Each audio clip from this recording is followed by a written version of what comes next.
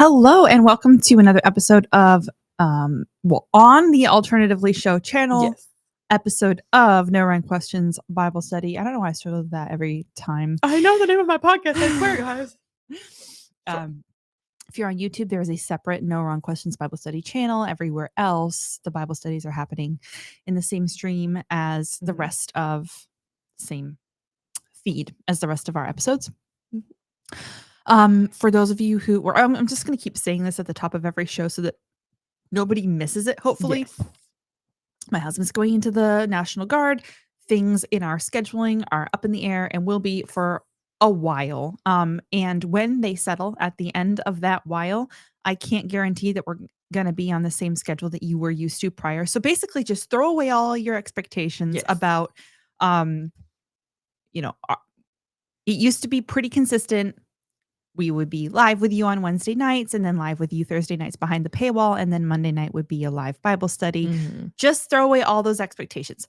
We are going to do our best to get you the content that we're able to get you when we're able to get into you.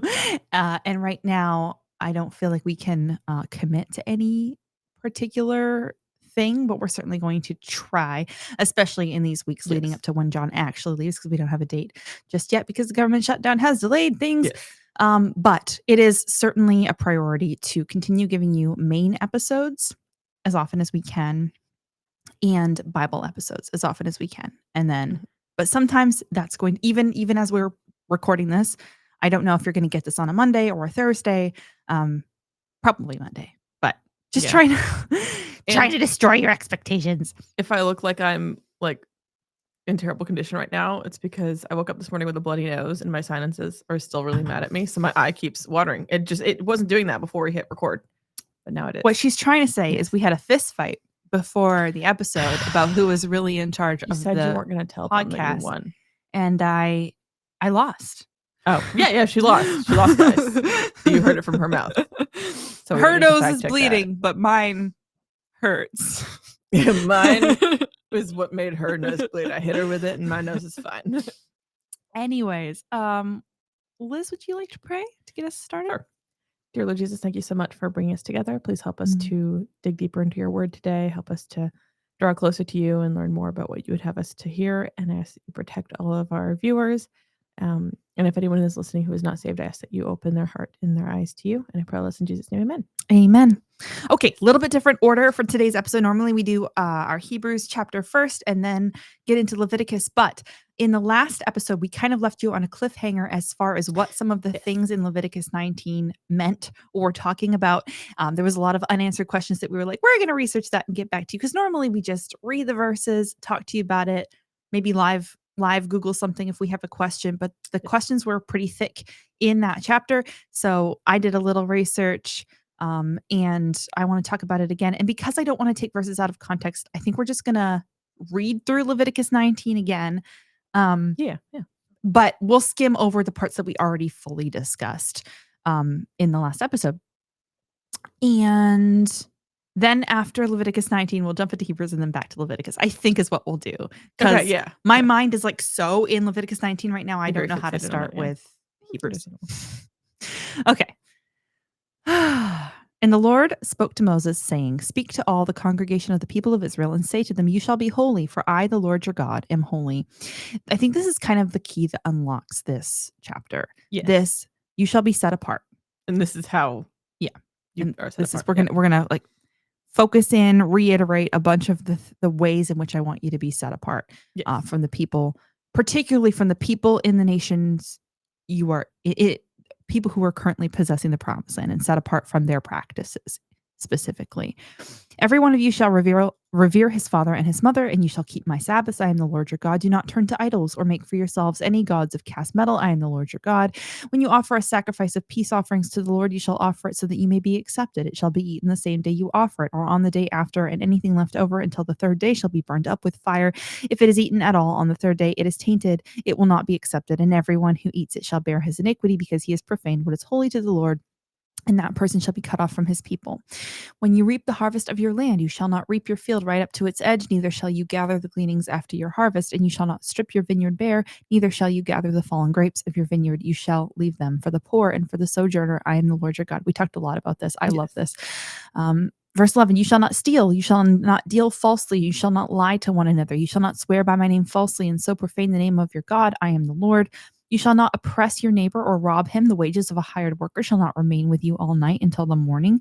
You shall not curse the deaf or put a stumbling block before the blind, but you shall fear your God. I am the Lord. You shall do no injustice in court. I do want to make a comment here. Sometimes God is challenging me on a lot of different passages where I would just read two adjoining statements in the Bible and not realize that they were connected. And this is happening like in my Bible reading. I'm reading things that I thought I had read a bazillion times in my youth and understood. And then I'm like, oh, that's why those two things are put together. So the idea is here, you shall not curse the deaf or put a stumbling block before the blind. Like these things where you shouldn't be cruel to these people who can do nothing to you. You have no fear of them. Yeah. They can't. What are they going to do? Hear you hiding or see where you're hiding and kill you? Right. But you shall fear your God. I am the Lord. Like, sure, they don't present a threat to you, but you should be careful how you treat them because you should fear God. They're not contagious, first of all. Yeah. God sees what you do. Yeah. You shall do no injustice in court. You shall not be partial to the poor or defer to the great, but in righteousness shall you judge your neighbor. You shall not go around as a slanderer among your people, and you shall not stand up against the life of your neighbor. I am the Lord. You shall not hate your brother in your heart, but you shall reason frankly with your neighbor, lest you incur sin because of him. You shall not take vengeance or bear a grudge against the sons of your own people, but you shall love your neighbor as yourself. I am the Lord. That is when Jesus was asked by one of the Pharisees, can you sum up the law and the prophets? He says, love the Lord your God with all your heart, with all your soul, with all your mind, and love your neighbor as yourself. So this is the second most important thing that Jesus said as of the whole law. Love your neighbor as yourself. Verse 19, this is where we get into all the specific things I wanted to talk about. You shall keep my statutes. You shall not let your cattle breed with a different kind. You shall not sow your field with two kinds of seed, nor shall you wear a garment of cloth made of two kinds of material. So this is interesting because it's just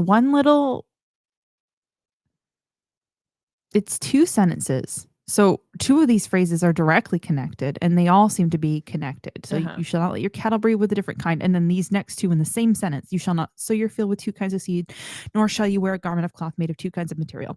So with these types of rules, what I want to look for is, okay, is there a physical reason why God's saying not to do these things? Is there a spiritual reason, as in were these pagan practices that God was wanting to separate them from? Or is this a metaphor? Does this have metaphorical significance that's going to be important later on in the moral development of the people? And usually it's all three. Yeah. Well, I almost wonder in the one for the cattle, is it like you shouldn't breed your cattle with the cattle of the people in this land? Like their cattle's one kind, a different kind would be someone else's, like another people group's cattle. So my question on both of these, because these two thoughts are back to back, is this like no GMOs? Don't genetically modify so when I read the verse, I was thinking I immediately thought of the Three Sisters method of planting, which is a Native American practice where you plant corn and beans and squash together.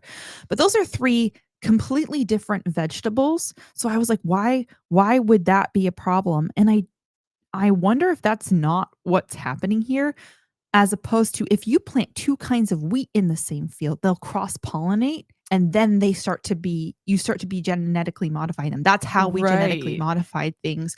And now we're starting to have conversations about how we have basically bred a lot of the nutrition out of our food through this type of practice. So I'm wondering if that's what this is about. On a physical, like on the purely physical reason for this law.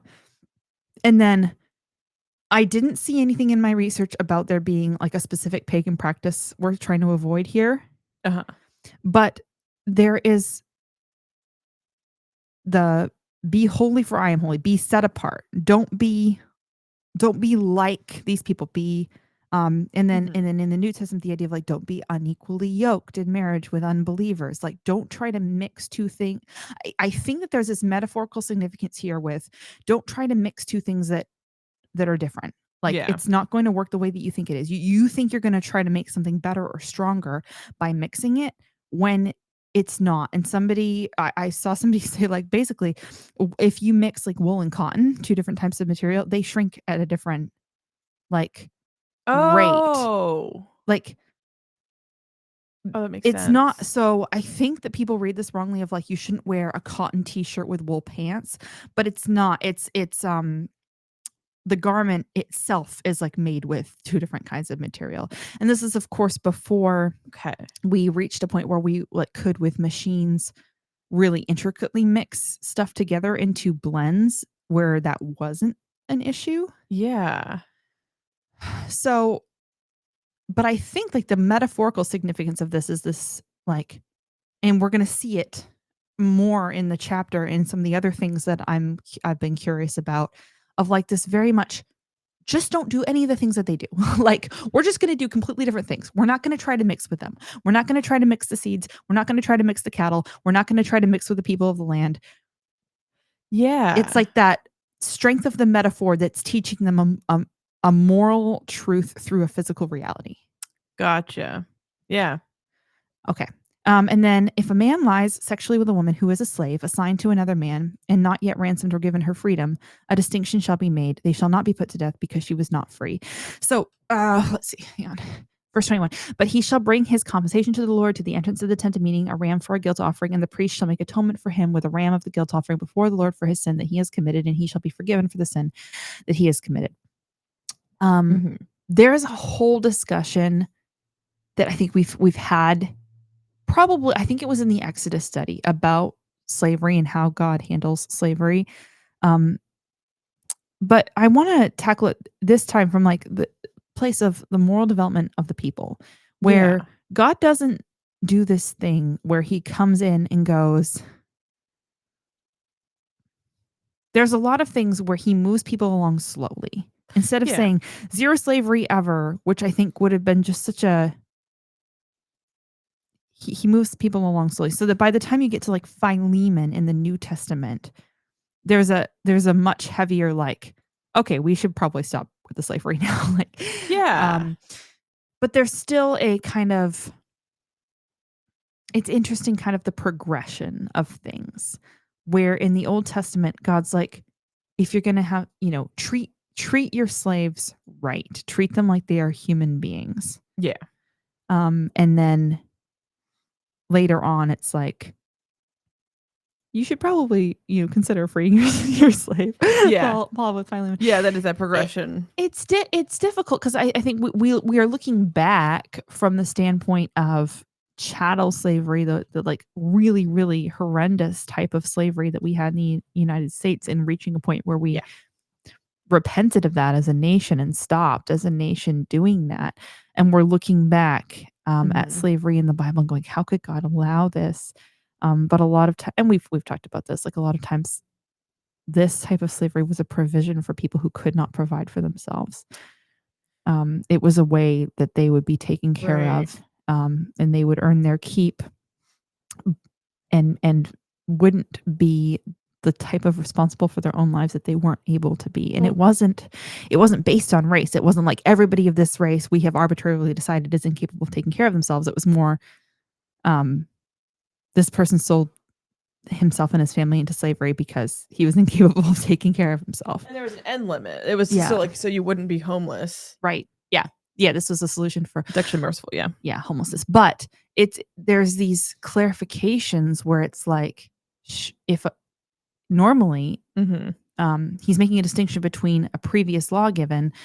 Normally, if a man and woman had sex and they weren't married, they would both be put to death, unless she could, unless she had resisted and it was actually rape. If she had actually screamed, But here, they don't there isn't that provision of, like, she has to have screamed, she has to have Right, 'cause resisted. she was a It's servant. just straight, she is not going to be put to death for this, and he's not gonna be put to death either, and it's not clear in these verses, but I think the idea is, like, he has to make restitution, but if he was put to death for it, then he couldn't then continue to make sure he did right by her. She would be like, if God put him to death, she would be abandoned and Mhm. not a virgin anymore. And so she'd be in a worse position that if God had him put to, if the law was that he should be put to death as opposed to that, Yeah. yeah. So yeah, very, very interesting. And I think that this is why dispensationalism, the idea that like God you don't have to agree with every facet of dispensationalism, and there are versions of dispensationalism where people like, there are applications of the overarching concept that I don't agree with. People have taken it farther, but the idea that, like, God set a certain standard for one time, from one period of time, Mhm. and then at a later date, he was like, "Okay, we're gonna move on to the next stage of this." So, for example, when Cain killed Abel, God was like, "No one's gonna kill Cain." And when, Right. Cain's descendant Lamech killed somebody, he Lamech wasn't allowed to be killed. So it was this very clear, like, you are not allowed to kill any other human being ever, Yeah. ever, up until the flood. And then after the flood, God was like, "If you shed man's blood, by man shall your blood be shed." And so there's this change of the Mhm. standard. Um, and in God, it doesn't mean that God changed. Yeah. I think and the people who disagree with dispensationalism, this overarching idea of dispensationalism, that God has changed the standard or changed the agreement he made with humans, and altered it throughout Mhm. time, they're like, "Well, God doesn't change, so of course he wouldn't change the standard." And it's like, well, yeah, God doesn't change, but people do. Yeah. And so if you look at it with this like idea of genetic memory and historical memory and the moral development of humanity, um, of course things are going to change and alter as God was like, "Okay, you get this now. We're gonna move on to the next thing. Now I'm Right. gonna say this." Okay. That's enough on that. That's quite enough out of you. Yeah. We've definitely talked about the slavery thing before, but like I don't wanna belabor things, Mhm. especially when we've already talked about them, but I also never want to, like, skim through a verse and have you be like, Right. "Wow, you just, like, skipped over the really difficult thing, and I still have this difficult question." Because You're that's trying to my avoid the question. Yeah. yeah, that's the whole point of this Bible study, that's the whole point of these conversations is that I am not a preacher, I'm not a teacher, Mhm. but I want to sit here and wrestle with every difficult thing Yeah, that's what with we're you doing this. guys. That's the whole point. That's the whole point of doing Leviticus. Yeah. And I hate it when I'm in church and the pastor just skips over the difficult verses and just explains for the 100th time Uh-huh. the verses I've been explained since I was 5. There was one sermon where the pastor was reading this passage. He's like, "These 2 verses are hard, so I'm not gonna do them." Just kidding, guys. I'm gonna do them next week. It's just like we're gonna do a whole sermon on them. I was like, "Oh, nice one." Um, ooh, I meant to look this up. Let's see. Liz, can you look up Leviticus 19, starting in verse 23 in, let's do the LSB, Legacy Standard Bible. I wanna see what the translation is there Yeah. because that tends to be a little bit more literal with verses. Because Yeah. Got it here. okay, I'm gonna read it here, and then I'll have you read it there. Run me again which verses because it just opened the whole chapter. Leviticus 19, starting in verse Okay. 23. Okay. Okay. You can go ahead. When you come into the land and plant any kind of tree for food, then you shall regard its fruit as forbidden. 3 years it shall be forbidden to you. It must not be eaten. And in the 4th year, all its fruit shall be holy, an offering of praise to the Lord. But in the 5th year, you may eat of its fruit to increase its yield for you. I am the Lord your God. Does yours translate the word forbidden differently? No, it says forbidden. Okay. I'm trying to think. I'm gonna look up CSB. Okay, there's a note here that says the Hebrew is as its uncircumcision. And Oh. I okay, I'm gonna share this tab with you real quick. When I was doing research for Mhm. this passage on these particular weird rules, I came across this guy. The channel on YouTube is The Whole Truth. And this episode is called Strange Laws in the Bible, Leviticus 19 to 31. I have no idea about this guy's theology. This is the only video of his I have ever listened to, but I really liked it. I really appreciated it. And he is doing the exact same thing that we're doing, as in going through every verse and talking about every verse. And so a lot of what I'm bringing up, I either got from him or in the process of listening to him talk about the passage, things occurred to me. Oh, okay. Yeah. And that was a product of like, we read it. For us, it was last night that we read it and talked about it. And then I was praying about it and looking for some understanding. So, but I wanted to point you to him. I have linked this video in the description if you want to check it out. But the version he read was, and I didn't know what version it was. But so he didn't specify? No. And he might have had it on the screen. Did he have it on the screen at any point? I mean, he might have been reading off his computer and not off of his. Yeah, I don't see that he ever had it on the screen. Let me see if he has. Well, I can do one thing. But when my version says forbidden, his version said uncircumcised. That basically it was. Yeah. Sorry, go ahead. Yeah. Yeah. What version was it? So I don't know which version he has, but I looked up the interlinear Bible, and it says uncircumcised. Okay. So let me read this again with that. When you come into the land and plant any kind of tree for food, then you shall regard its fruit as uncircumcised. 3 years it shall be uncircumcised to you. It must not be eaten. And in the 4th year, all its fruit shall be holy, an offering of praise to the Lord. But in the 5th year, you may eat of its fruit to increase its yield for you. I am the Lord your God. I found that distinction so interesting because I was like, what's the point of saying 3 years it's forbidden and the 4th year it's also, you're not allowed to eat it? Yeah. What's the difference between the 3rd and 4th year? And basically, for the first 3 years, the fruit is bad. Like it's uncircumcised. Like no one should have it. And then in the 4th year, it's good, but you're going to give it to God. Yeah. It's holy. It's not uncircumcised. It's holy. It's a good offering to God, and you're going to give it to God. And then the 5th year, you get to enjoy. If I had scrolled down, I would have seen on the LSB the footnotes say literally uncircumcised. Yeah. I wish it. I wish they would just actually, instead of translating the concept, because stuff gets added or changed, and it just put the concept and let us wrestle with what does that mean? Yeah, exactly. I don't. That's why I thought the LSB would, because they're better at doing that. But LSB, no, I'm going to send a mean email. When this concept of forbidden fruit, I wondered if this was like a little hint at like, just this is sheer speculation, but like, what if the forbidden fruit in the garden, like it was only going to be forbidden for 3 years, and then it was going to be for God for a year, and then like the 5th year it was going to be. Maybe. I feel like that's a bit of a stretch since the others were fine. Yeah. But I did wonder if in the way God was planning to grow them up, if that wasn't going to be a forbidden tree forever. So you actually might be right. Yeah.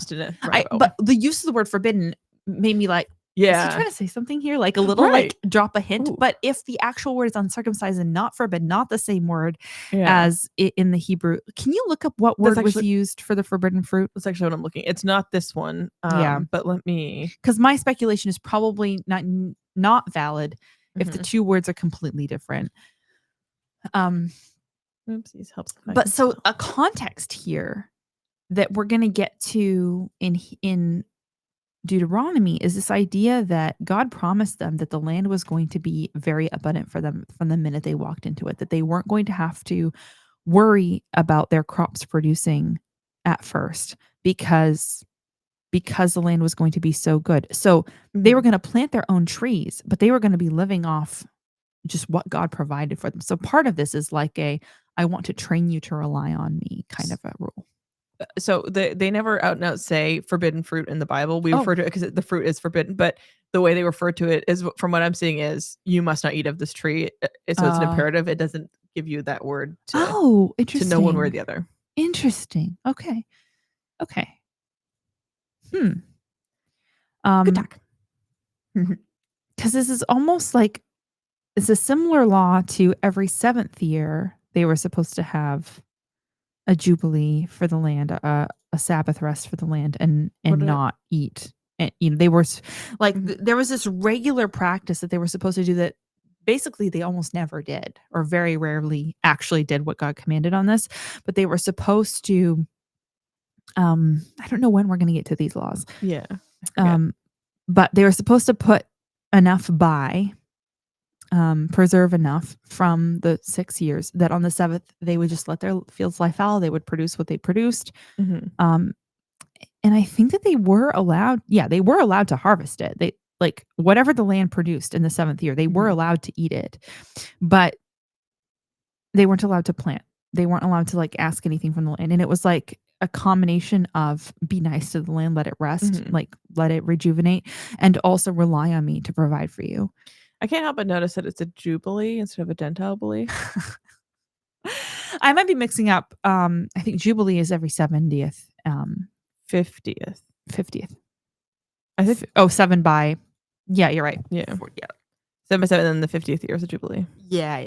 But every 7 was this supposed to be. What this was a different name of like some? Yeah. Yeah. Because that was when the slaves would be freed and everything. Maybe yeah. We're gonna get there. So we'll get there when we get. So I think this is very much in the line of it's not that there's anything specifically wrong with the fruit, but there's farming practices that God required that have been scientifically shown to be good for the land, but also it seems pretty clear that God was trying to train a reliance on him. Yeah. Obedience and reliance of like, are you going to obey me even though you believe that you are risking, if I don't come through for you, you starve. Like that was the kind of reliance that he was trying to train. And the context of that was like he had been giving them manna every day in the wilderness. Yeah. So for them to enter the land and then not remember or believe that he would continue to provide for them would be very wrong. Yeah. Okay, verse 26. You shall not eat any flesh with the blood in it. You shall not interpret omens or tell fortunes. You shall not round off the hair on your temples or mar the edges of your beard. You shall not make any cuts on your body for the dead or tattoo yourselves. I am the Lord. We talked about this a little bit. I believe it is my opinion that the very Orthodox Jews who have the funny looking hair have very much misinterpreted this. Yes. Like I respect their commitment to trying to obey the law, but I think that they've misunderstood this. And I think very much this is like you're going to go into this land with this people and you're not going to dress like them. And you're not going to plant your fields like them. And you're not going to crossbreed your cows like them. And you're not going to cut your hair like them. And you're not going to do their stupid haircuts. Yeah. And you're not going to do their pagan practices. But it's like this. If you like send your kid to a public school, what's the first thing that you're hoping that your Christian innocent kid is not going to get blue hair and go down the path of all these other kids. But the first steps are going to be your kid starts to want to dress like them, and your kid starts to want to get the same haircut all the other kids are having, and then your kid wants to dye their hair blue. And it's like these little steps of conformity that lead to more and more conformity. The physical conformity leads into the spiritual conformity. And so I think that there are ways. We don't want to get legalistic now to the point where we're like, it's evil to have blue hair. Right. But you do need to be careful the way that God understands the way that humans tend to follow their bodies of like, if you are physically conforming, you're going to start to spiritually conform. Also, there were I don't know, I can't speak for the specific haircut that he's referring to here, but like the priests of different religions, specifically Egyptian, but I want to say Greek too. There were certain levels of like shaving the head that involved. It was part of their practice of like that. There's less of a barrier between them and heaven or them and the spirits, which is why like the tonsure is actually based off of a pagan practice of like that bald spot for that purpose. Right. And there's some debate as to if that's. I forget. It's one of the Corinthians where it's like the woman can't have like her glory is her hair and she has to have a head covering. And there's some debate as if it's referring to women would shave their heads in that day as like prostitute priestesses. Oh, and it was like the woman's hair is the covering. But it's a conversation for another day. The guy who did this video that I referred to. Oh, I'm still showing it instead of the passage. Oh, I didn't even think about that. Sorry. He brought up the head covering thing because I think that there's a lot of ways where I had never seen. Yes. Get it together, Abby. There's the spirit of the law. There's who God is, and that's never going to change. And so there's going to be that extent of like regardless of how a law is applied specifically in a specific culture and a specific time. If you get too locked in on the specific application of a specific culture and then try to drop that into your own culture, you're probably going to get it wrong. But recognizing the spirit of something. And so in the same way that like the specificity of you shall not rend off the hair on your temples or mar the edges of your beard isn't something that applies to us today.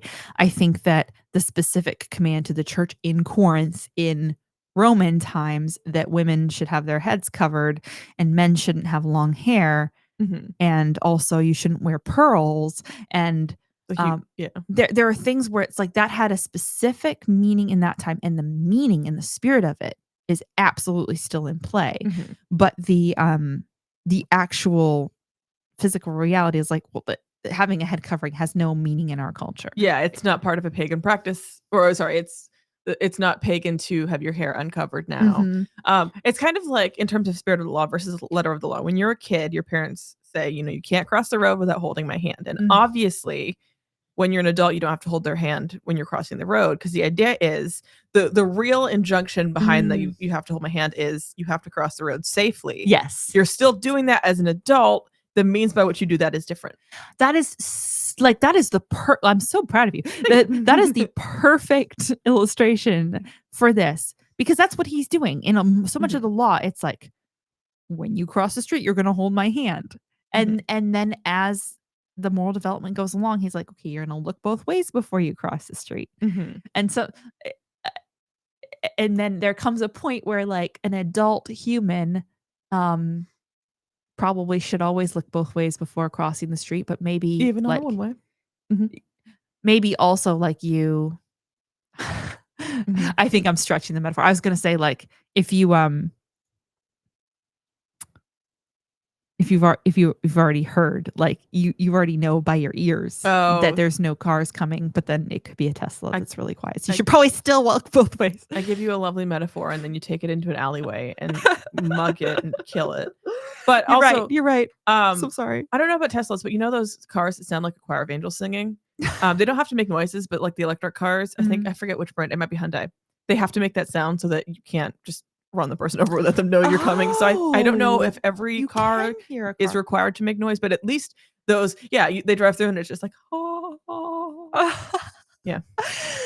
Anyway, so maybe, but yeah, the spirit of the law is you need to cross the road safely. And the spirit of most of these laws is either don't do the pagan practices of the people around you, or just be set apart from them. Don't try to imitate them in any way. Don't even look like them. Yeah, don't look like them. Just stay yourselves.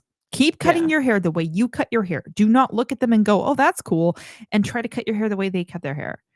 It's kind of like what happened with tattoos, just to bring up a subject we're going to talk about in a bit, where my understanding is tattoos used to be more of like the rough guy. Well, so in Japan, it's still the Yakuza who mostly have tattoos, and you can't actually even go to like public gyms with visible tattoos because they have that strict line of like, you can't even look like these people because you're aligning yourself with them, and then culture shifts in that direction. And then we've got people who wear pants falling down to their ankles and tattoos everywhere, and eventually the actions follow. So I'm saying if you get tattoos, you're gonna be robbing liquor stores and selling crack. Concept, because we already talked about tattoos a bit last time, but that concept bleeds right into the next verse. Do not profane your daughter by making her a prostitute, lest the land fall into prostitution and the land become full of depravity. So obvious, like I think on a surface level, you're like, well, duh, it's bad to sell your daughter into prostitution.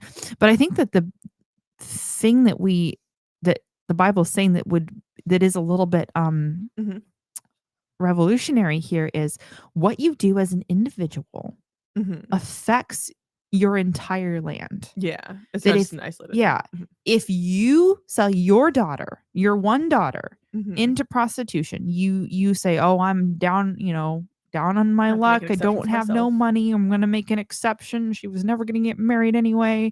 Her mother drank Tylenol, and she's, better off as a prostitute than something else, better off as a prostitute than starving, whatever excuse you have for your own behavior, lest the land fall into prostitution. Like if you do it, you one person do it, the whole land's going to fall into prostitution. The whole land's going to be Greg.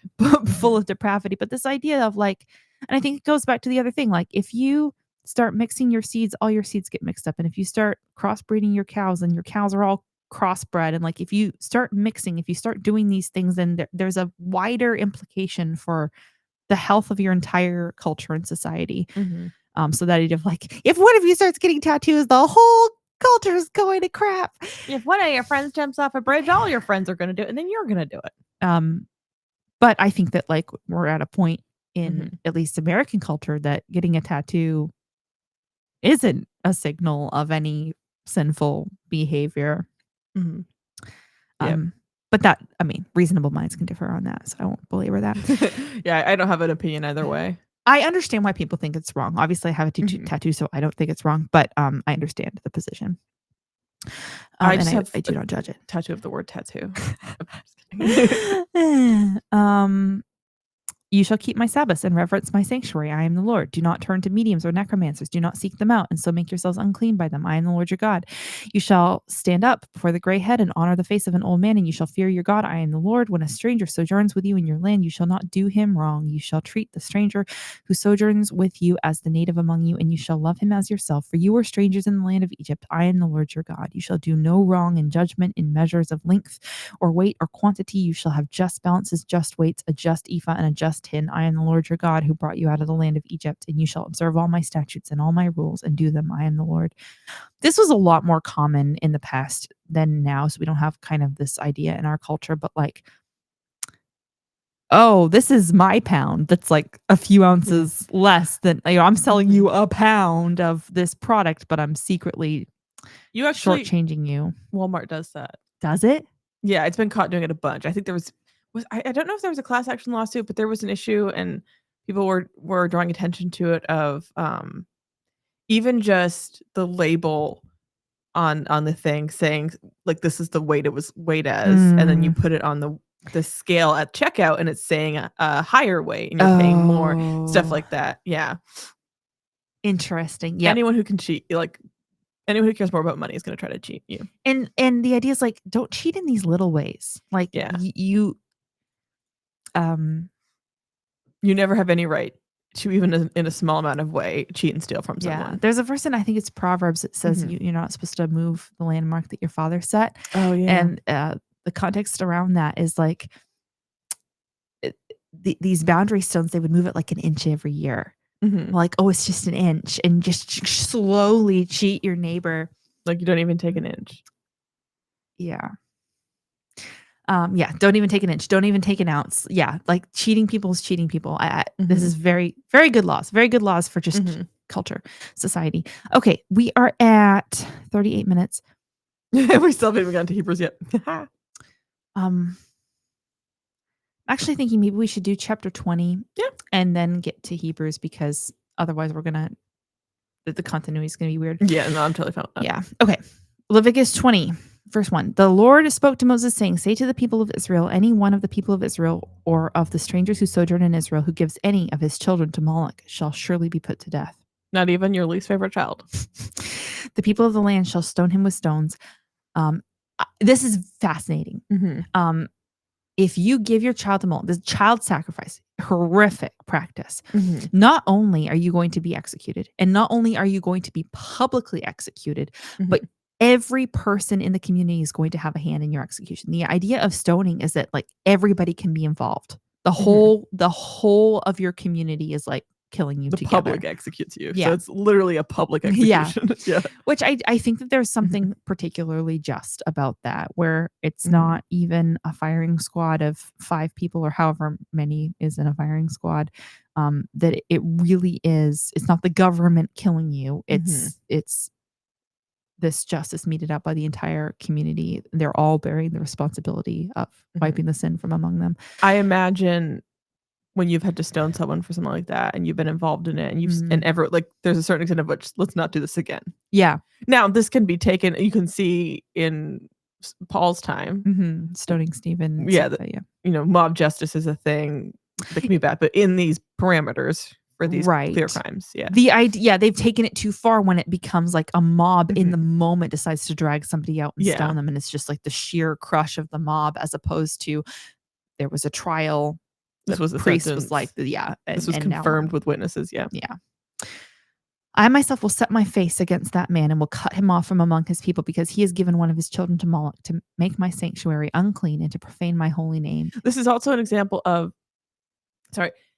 if he were to stay in the community, he would profane the entire community. So it's like the entire community is physically cutting off that sin so it doesn't taint themselves. Yeah, and he goes farther with this. And if the people of the land do at all, and if the people of the land do at all close their eyes to that man when he gives one of his children to Moloch and do not put him to death, then I will set my face against that man and against his clan and will cut them off from among their people, him and all who follow him in whoring after Moloch.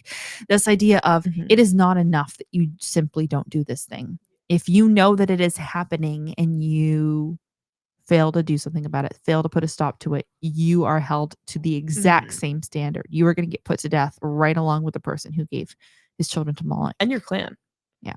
This is something that, like, I've been thinking a lot about, the whole question of, well, the Palestinian children are getting killed in the war in Gaza and everything. And the Bible, there's several cases and in the law of one person's sin and their entire family dies for it, including the children. And it's like, if you start something, if you do this massive sin, it impacts your entire family, even the people who don't deserve it. So yeah, there are specific things where, I think this idea of like, if you knew, your whole family knew. Yeah. And if you let another, like, there's something about eternity where I think when children die, God is perfectly capable of giving them justice in eternity. But there's something about the temporal place where it's like children are going to get caught up in the sins of their parents and the consequences of the sins of their parents. And that should make parents, that should be a really heavy thing on parents to go, I better get this right. This is one of those things that I cannot get wrong, because it's not just my life on the line, it's my children's. And God doesn't promise anyone a long and healthy life. Also, like the question of like, why are the kids getting killed when they come in and they drive out the clans? And it's like, because the kids are going to grow, like, kids are kids until they're adults, and they don't change species. So a kid is a young adult, and they're going to become an adult who does these things. And it's actually more of a mercy when they're before the age of understanding. I'm not advocating for killing children, by the way. Yeah. But like, in this context, there is a reason why God does this, and we're not more righteous than God. So we need to try to understand why God does what he does. There are certain things where God's like, this is so serious that if this happens, you and your entire family. Clean slate. Yeah. And we do see it. Again, I want to be so careful. I'm not happy when kids die. But you see, even in like kindergarten graduations for Palestinians, how the little kids have already been taught to mimic killing Jews at that young, innocent, tender age. And they're already like, your worldview develops from 3 to 5. And there are ways that it can change, but like the release, there's a plasticity of your brain that goes away. So when you're teaching your kids your values at this young age, they're already primed to follow in your footsteps. So yes, kids are innocent in the respect that like they haven't reached an age of understanding, but they're still sinners like the rest of us. Their parents have already abused them to the extent that they are probably locked in on a particular life. And there's this, I mean, it's been shown over and over that you train a kid like that, and then their parent dies in the war, and then that kind of locks it in even farther. Right. Where they're like, oh, these people I was taught to hate killed my parents. So now I'm going to go avenge my parents. And that's their whole life is defined by that. And it never ends unless you kill them all. It's really difficult, but God did talk about it. Like, God didn't shy away from it. And I think Americans especially get really squeamish about this, because in our culture, we don't train our kids to have these awful warlike ideologies. So we don't conceptualize there are cultures that approach the world entirely different, and they see their children as potential martyrs already at that age. Like, again, I'm hammering this point home, but anyway. Well, but the other thing we don't do in the West is take radical responsibility for the fate of our children. Right. We're like, oh, I'm just gonna perform my parental duties and then fuck those kids. And sorry, I should not be swearing in a Bible study, but I mean, people say that stuff. That attitude is there with it's stereotypically the case with boomers, but I think that it's just kind of across the board in our culture where there's this attitude of like, I changed your diapers and I paid for your college or whatever it was. And now I wash my hands of you. Who cares what happens to you? And that's not a biblical attitude toward your children. You are supposed to be taking this responsibility for the way you raised your child. And if they are on the right path and they're, there's also the proverb, train up a child in the way he should go, in the end he will not depart from it, or something like that. And a lot of people get hung up on that because they're like, well, you get prodigal children. So proverbs are truthisms where it's something that is generally true, but there are exceptions. But the idea is, if you don't train up the child in the way he should go, if you train him up in the wrong way, he's also not going to depart from that, because the path you set the child on, the majority of the time they're going to stay on that path. Right. Yeah. Anyway, sorry, side note. Yeah. So these are extremely serious things. Verse 6, if a person turns to mediums and necromancers, whoring after them, I will set my face against that person and will cut him off from among his people. Consecrate yourselves therefore and be holy, for I am the Lord your God. Keep my statutes and do them. I am the Lord who sanctifies you. For anyone who curses his father or his mother shall surely be put to death. He has cursed his father or his mother. His blood is upon him. It's a big problem in America nowadays. Yeah. So that idea of like, it goes both ways. Yes. You are not supposed to have that attitude of, I don't care what happens to my children after they're out of, like, they're 18, but you're also not supposed to curse your father or your mother. And I think that that's a much more severe a thing than, oh, you don't get along with your mother or father. Right. And I was going to say that it's more of a, I believe someone explained it, and there's more context that they gave where it's more of a, oh, now in your infirmity, you're on your own, I don't care about you. Instead of, we don't get along because you're kind of a jerk. It's more of a, like, actual cursing. Yeah. Verse 10, if a man commits adultery with the wife of his neighbor, both the adulterer and the adulteress shall surely be put to death. If a man lies with his father's wife, he has uncovered his father's nakedness. Both of them shall surely be put to death. Their blood is upon them. If a man lies with his daughter-in-law, both of them shall surely be put to death. They have committed a perversion. Their blood is upon them. If a man lies with a male as with a woman, both of them have committed an abomination. They shall surely be put to death. Their blood is upon them. If a man takes a woman and their blood is upon them. This is repeated. Yeah. It's to that end of like, you're taking their life, but their blood's on them. Yes. If a man takes a woman and her mother also, Joseph Smith, it is depravity. He and they, maybe he did sisters. I forget. No, I think it was. I remember you had said last time it was a mother and her daughter. Yeah. I think he also took sisters, but I could be wrong. And it was a lot of them.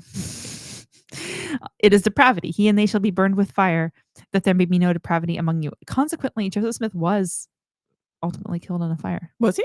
I believe so. You should Google that to check it. That reminds me. One moment. There's a part in, I believe it's the Quran, where Muhammad says, like, if I'm gonna badly paraphrase this, but like basically, like, if I'm wrong or if I'm lying in this, may my artery be severed or something like that. I'm very badly paraphrasing. And then there's extra Quran literature where that's actually how he dies. That's really cool. We'll have to look into that. So it says, oh no, so he was not killed in a fire. He was shot and killed by a mob of men who stormed the Carthage jail. So did they burn the jail as well? Maybe. I feel like there was looking some at sort the of AI thing. So, now I'm gonna Joseph Smith fire. Killing of Joseph Smith. Killed by a mob. It looks like he tried to climb out a window or something. Just beam the information directly into my head. I don't have time to do this reading stuff. Just let me telepathically know. So it says, so Smith made his way towards the window. He prepared to jump down, but then he was shot twice in the back, and then a third bullet hit him in the chest. And then he fell from the window. And then it seems like maybe he was dead when he hit the ground. I thought there was a fire involved in this. Maybe there was a different situation I'm thinking of in the early days of the Mormon church that involved a fire. Because I could have sworn there was a fire involved. Yeah. Let me just Okay. Google. I'm going to move on here. There was a fire at the Joseph Smith Memorial Building. If a man lies with an animal, he shall surely be put to death, and you shall kill the animal, which is interesting that you have to kill the animal too. If a man approaches any animal and lies with it, you shall. If a woman, sorry, dogs that have been, for lack of a better word, sodomized by humans do have to be put down because of the internal damage done. So I don't know if that's it. I mean, when you have a bigger animal, it might not be as much of an issue, but yeah, I don't know if that's part of it. Yeah. Putting it out of its misery. And also just kind of, it's like made unclean in this I don't want to eat that meat. Yeah. It's been tenderized the wrong sort of way. If a woman approaches any animal and lies with it, you shall kill the woman and the animal. They shall surely be put to death. Their blood is upon them. So even if there isn't a specific sodomization, then it's still the case. Yeah. Verse 17, if a man takes his sister, a daughter of his father, or a daughter of his mother, and sees her nakedness, and she sees his nakedness, it is a disgrace, and they shall be cut off in the sight of the children of their people. He has uncovered his sister's nakedness, and he shall bear his iniquity. If a man lies with a woman during her menstrual period and uncovers her nakedness, he has made naked her fountain, and she has uncovered the fountain of her blood. Both of them shall be cut off from among their people. Sorry, from now on, when I have my period, I'm going to be like, sorry, I'm in the time of the fountain of my blood. You shall not uncover the nakedness of your mother's sister or of your father's sister, for that is to make naked one's relative. They shall bear their iniquity. If a man lies with his uncle's wife, he has uncovered his uncle's nakedness. They shall bear their sin. They shall die childless. If a man takes his, so interesting that they're not going to get cut off from their people. Like as we go farther out, it's like this punishment's death. This punishment's getting cut off from your people. This punishment is childlessness. Because being cut off from your people is exile, right? Yeah. Yeah. Okay. Yeah. And that's just, you won't be able to have kids. Yeah. And I think like you could probably still live outside the camp, but you can't be part of the. So you don't have any means of recourse for covering your sin with sacrifices if you're cut off from the people. Oh, yeah. Yep. If a man takes his brother's wife, it is impurity. He has uncovered his brother's nakedness. They shall be childless. Unless the brother has died. Yeah. So I think that once the brother's died, the classification is no longer that's his brother's wife. Mm-hmm. But I also think in the Levirate law, however you pronounce it, it has to be the next brother in sequence. I don't think it can just be any brother, or I could be wrong. No, because you can trade it down. Like the idea of in Ruth, even Boaz, he wasn't the direct first relative, but the first in line was like, I don't want to. And so I'm going to pass. She looks a little old. Yeah. So you can, but there's like a line of succession. We'll talk about that later when we get to it. Verse 22, you shall therefore keep all my statutes and all my rules and do them, that the land where I am bringing you to live may not vomit you out. And you shall not walk in the customs of the nation that I am driving out before you, for they did all these things, and therefore I detested them. But I have said to you, you shall inherit their land, and I will give it to you to possess a land flowing with milk and honey. I am the Lord your God, who has separated you from the peoples. You shall therefore separate the clean beast from the unclean, and the unclean bird from the clean. You shall not make yourselves detestable by beast or by bird or by anything with which the ground crawls, which I have set apart for you to hold unclean. You shall be holy to me, for I, the Lord, am holy, and have separated you from the peoples, that you should be mine. A man or a woman who is a medium or a necromancer shall surely be put to death. They shall be stoned with stones. Their blood shall be upon them. That, in the last two chapters, 19 and 20, the part about medium necromancers is repeated like 3 times. It's like so serious. It's a big deal. And by the way, don't. We're going to talk about that more when I do the exorcism episodes, because there is also a way that not all of them, some of these verses, like you shall not turn to a medium, could be translated as you shall not turn to a divining spirit. It might actually be talking about a person even in some cases, but like you shall not be a medium. Is potentially, but we'll talk about that more in the context of when we talk about it. Okay, well, let's go over to Hebrews 10. We might not even do the whole chapter. Yeah, we're not going to. Well, yeah, we have like 5 minutes. Just read really fast. For since the law has but a shadow of the good things to come, instead of the true form of these realities, it can never, by the same sacrifices that are continually offered every year, make perfect those who draw near. Otherwise, would they not have ceased to be offered, since the worshippers, having once been cleansed, would no longer have any consciousness of sins? But in these sacrifices, there is a reminder of sins every year, for it is impossible for the blood of bulls and goats to take away sins. Consequently, it covered over their sins, but it didn't take them away. They were still underneath. Yes. Consequently, when Christ came into the world, he said, sacrifices and offerings you have not desired, but a body have you prepared for me. In burnt offerings and sin offerings you have taken no pleasure. Then I said, behold, I have come to do your will, O God, as it is written of me in the scroll of the book. Let's see. That was Psalm 46:8.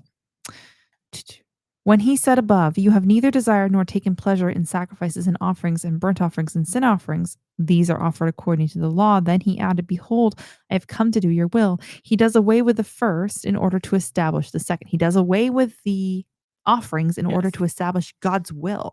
Yes. And by that will, we have been sanctified through the offering of the body of Jesus Christ once for all.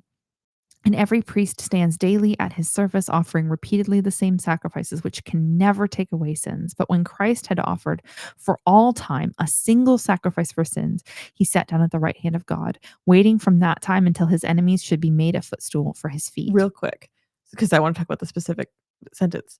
So one argument used for why the Catholic Communion, it has to be like an offering of sacrifices. Well, a priest has to have a sacrifice to offer. There's several things wrong with that. The first is it's made clear that we don't do the repeated offering. That's not a function of the priestly duty anymore. Right.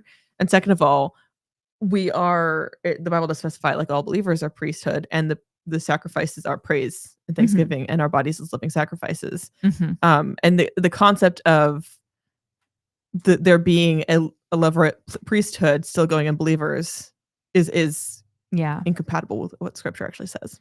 I think this verse also cuts against the idea that the kingdom is now, that God is, that Jesus is ruling and reigning in the fullest extent right now. And this is kind of that distinction where, like, yes, after he sacrificed, he did take his place at the right hand of God. So his role as king of the kingdom, he's sitting there, he's sitting in the throne. He is there. So it is now, but he's still waiting for the time until his enemies should be made a footstool for his feet. So these enemies aren't under his feet yet. And it's that already not yet thing that I think people accidentally fall just on one side or the other of it without realizing we're right in the middle. He's sitting there, enemies aren't under his feet yet. There's also a backdating of conceptually, word-wise. So the word priest comes from the Greek presbyter. And the Greek presbyter means like shepherd, pastor, that sort of thing. So what happens is the Catholic Church says, oh, okay, so this role is a priest, and then backdates the definition of the word priest to a different Greek word when it refers to priest here. It's not the same word as presbyter. So they're like, we've got this word from this role, which is a completely different word than the role that we're referring to in terms of the function. Which is kind of interesting. Anyway. There's a lot in Hebrews that's corrective of bad doctrine. Yes. Some that is Catholic and some that is in certain Protestant circles. Okay. Verse 14, for by a single offering, he has perfected for all time those who are being sanctified. And the Holy Spirit also bears witness to us, for after saying, this is the covenant that I will make with them after those days, declares the Lord. I will put my laws on their hearts and write them on their minds. This is Jeremiah 31. And then he adds, can we go back to sorry, I know I'm holding us up. Go up a little bit further. Can I finish reading? So we finished the sentence we're reading. I will put my laws on their hearts and write them on their minds. Then he adds, I will remember their sins and their lawless deeds no more. Going back up a little. So for by a single offering, he has perfected for all time those who are being sanctified. So those who are being sanctified are those who are sealed with the Holy Spirit. Those are the Christians, which means that one offering perfected for all time. I believe this is another verse you could use for we can't lose our salvation, because this one offering has covered for all time our sin. Those not just all the sin up to that point, and then we can lose it. But yes. Ooh. I have a complex thought, but I think maybe we'll talk about it off screen and then we'll decide if it makes sense in the next episode. This is too much for this one. Yeah. And then we might just save it for like doing the book of James, because I think it's more articulated in the book of James. Where there is forgiveness of these, there is no longer any offering for sin. Therefore, brothers, since we have confidence to enter the holy places by the blood of Jesus, by the new and living way that he opened for us through the curtain, that is through his flesh. So the flesh is the curtain. Mm-hmm. And since we have a great priest over the house of God, let us draw near with a true heart in full assurance of faith, with our hearts sprinkled clean from an evil conscience and our bodies washed with pure water. Let us hold fast the confession of our hope without wavering, for he who promised is faithful. And let us consider how to stir up one another to love and good works, not neglecting to meet together as is the habit of some, but encouraging one another, and all the more as you see the day drawing near. This idea of being cleansed from an evil conscience, of like, so often in today's society, we see people calling evil good and good evil, and like seeming to have like an absolutely opposite instinct about what even is good and evil. And like you get what you get that evil conscience, that thing that tells you the wrong thing is taken away. That's why you can look at someone and be like, why do you think that you're doing the right thing there? But they do. Like Hitler thought he was a good guy. Yeah, this is exactly it. It's pretty clear fruit that someone's not saved.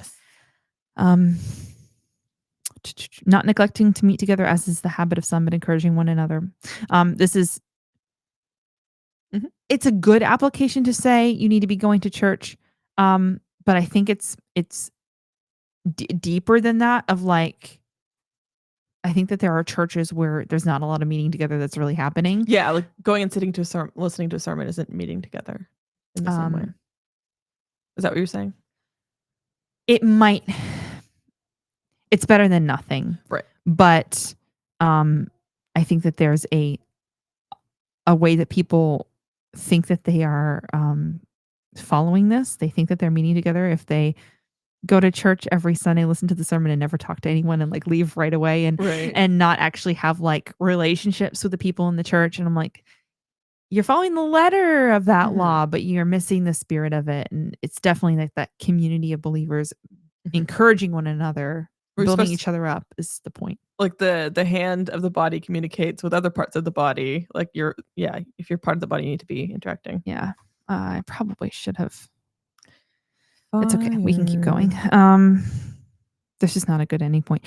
For if we go on sinning deliberately after receiving the knowledge of the truth, there no longer remains a sacrifice for sins, but a fearful expectation of judgment. You know what I'm going to do? Yeah. Because this is too thick. Let's start. We will start at verse 19 in the next episode. And I should have just, you're good. I should have just stopped there. Okay. Thank you for being with us. We are at time for tonight. Cliffhanger. We'll finish Hebrews 10 at the start of the next episode. Thank you so much for having these thick discussions. It's the last couple episodes have been like, wow, there's so much to discuss. I keep trying to like blaze through a passage, and like, this is why, like, this is the reason we do the Bible study thing, so we can dig deep. Yeah. Okay. Good night.